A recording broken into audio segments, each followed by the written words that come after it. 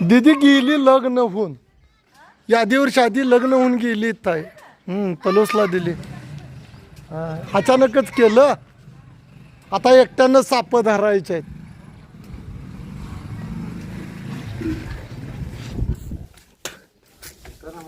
हाय लसणाचा पैसाच करून घेते ती बघा वाजतात. 100-125 किलो. चला बाळा कुठं आहे? घरात आत नाक कसा गेलाय? त्याच्यात जातच नसतोय वर. तुम्ही किती जरी मला सांग नाही, त्या वरनं नाही येऊ शकत साप. नाक खालनं आलेला आहे सर. आतनं बीळ आहे काय? नाही बाहेरून आलाय सर. किती मला किती जरी सांगितलं तर साप हा बाहेरून आलाय. आणि काय कितीला गेले शाळा? बारकं होतं पहिला साप धरला. भैया जरा व्हिडिओ धर. कुठे गेला?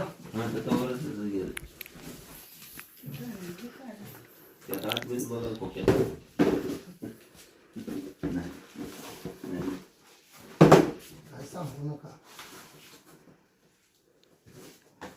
एवढं वाटतं ना एवढं पाया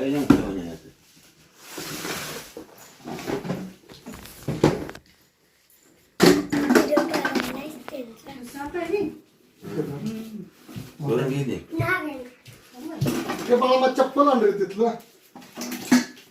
चप्पल एवढी हो साप. बाजून यायला पाहिजे. घरात आले की आपण चांगली माणसं आहे. घरात कुठं देवाऱ्या गॅस बशी साप असतात मग जायला परत बघितलं.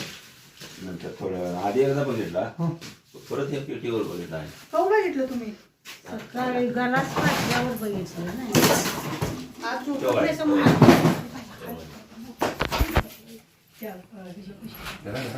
काय चालत नाही. तुमच्या लक्षात आलं? नाही हो भैया खाली चढा. दाखवा इकडे पुढे बॅटरी. बॅटरी पुढे आला की आला. बॅटरी दावा. तुम्ही कशाला घेताय? बॅटरी लावून दिल्यावर मी साप धरायचा. तिथं नाग आहे तो विषारी. पुढं लावून धरा की जरा. पोचला तिकडे की पेटी काढा. चौकात नाही पायावर पडचे ना. नाग आहे ना सर. जरा जरी फिरला तर तो बाईट करू शकतोय ना. फुसफुस आलाय का? कॅमेरामॅन मोहरी कंबाटी भरलं घ्या. मित्रांनो दाखवण्याचा प्रयत्न केलेला व्हिडिओ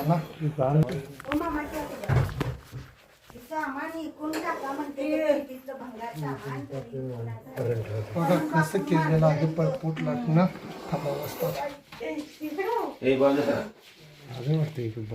बघा ना नाग विषारी. आणि ती बघण्यापेक्षा पिठीत येऊन बघा कटल्या डुईला ठेवलं. यात साप राहणारच की. अंडी घालीत.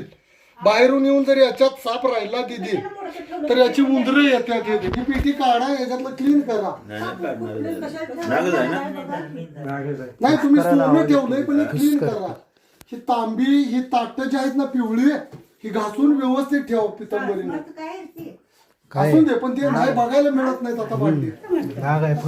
करायला कसा पण हात घालून गेला चालत नाही ना. ह्याच्यावर राव पीठ आहे का भाई तिकडे व्हिडिओ. आणि मित्रांनो याच्यात न्यूरोटॉक्सिक विषय तो हा विषारी नाग मला गर्रा फिरवायला. न्यूरोटॉक्सिक विषयाने परिपूर्ण नाग येतं. त्या घरामध्ये तुम्हाला मी दाखवलं शेळकेवाडी गाव येतं. अडखळ निर्माण केलेले आहे. आणि अशा अडखळ निर्माण केली तर असे विषारी साप येतात. इंडियन खूप. आणि बाहेर जरा बाद होतोय. नाही जरा थोडं बसताय का? मागं हो पूर्ण बसा. टॉक्सिक विषय होते. अडखळ घरात निर्माण केली की मी प्रत्येक व्हिडिओमध्ये सांगितले की असे साप येतात. आणि सरपंच आणली का भरणे? बघा ना मॅडम तिथं अडखळ केली. ताई तुमची चूक आहे. ते मला वाटतं 2 वर्ष झालं म्हणजे की चावला असता तर कार्यक्रमच ना औषध उपचार नाही केला तर झोपायचं नाही प्रश्न. ती पेटी ठेवलंय ना सासूचं ते पहिलं बाहेर काढून घासून ठेवा. नाही ते पितळेची भांडी महत्वाची आहेत मान्य आहे, पण ते तिथं तुम्ही बघा ना, तुमचं तुम्ही जाऊन आत्ता बघा. मी आहे तेवढ्यात ती पेटी काढा ना बाहेर टाका, धुवून स्वच्छ करा. माझ्या मोबाईल कर. कोण भेट नाही मला, तुम्हाला पण भेट नाही. आता मला भाकरी करा म्हटलं तर ताई येईल का दिवसभर? अहो निवांत बसला होता तो. नाही अडकला तो, अडकतोय कुठला? वर उंदरं खाऊन आता ऊन पडलं ना, ते मग असं थोडं ऊन पडलं की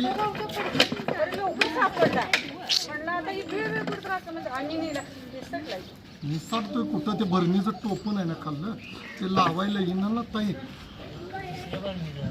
ते कुठलं त्याच भरणीला टिंगूळ आहे ती घालताना तिथं. उचल घे.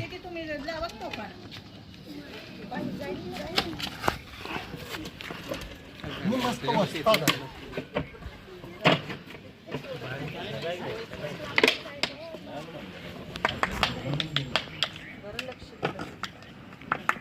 आतूनात कुठं पायी पडला असता, असा चावला नसता. बघा जरा ऊन पडलं तर ती बाहेर निघायला चालू होतं. घरात जरी आता 5-7 दिवस झालं साप रेस्ट मध्ये बसल्यात ना. पाऊस उघडला की असे साप मानवी वस्तीत येतात आणि आले की धोका निर्माण होऊ शकतो. शेळकेवाडी गाव येत आहे, बरेच दिवसानं इथं साप पकडलेला आहे. सरपंच साहेबांचा कॉल आल्यामुळं हा मानवी वस्तीत आलेला साप सुरक्षित पकडून आदिवासात सोडणे एका सर्पमित्राचं काम आहे. पावसाळ्याचं वातावरण चालू आहे, सापांच्या प्रमाणात वाढ होण्याचं कारण नेमकं तुम्हाला मी या व्हिडिओद्वारे सांगतो. लक्ष देऊन ऐका. मोर होते पहिले, संपत होते. ज्या त्या वस्तीवर शेतकऱ्याचं एक जरी घर असेल तर तिथे 4 कोंबड्या होत्या. सापांचा नायनाट करणाऱ्या गोष्टी कमी आल्यात. अन्न साखळीतला महत्त्वाचा घटक आहे, त्यामुळं सापांच्या प्रमाणात वाढ होते आणि प्रत्येकाने काळजी करणं गरजेचं आहे. आणि अशा अडखळ घरामध्ये असेल, पेटी जुनं सामान अशात हात घालताना सावधपूर्वक घातला पाहिजे मित्रांनो, अन्यथा धोका घडू शकतोय. आणि जरी असा व्यवस्थित साप आला तर जवळच्या सर्पमित्राला बोलवून अशा सापांना जीवदान देण्याची गरज आहे. साप वाचवा, निसर्ग वाचवा. जय हिंद, जय महाराष्ट्र.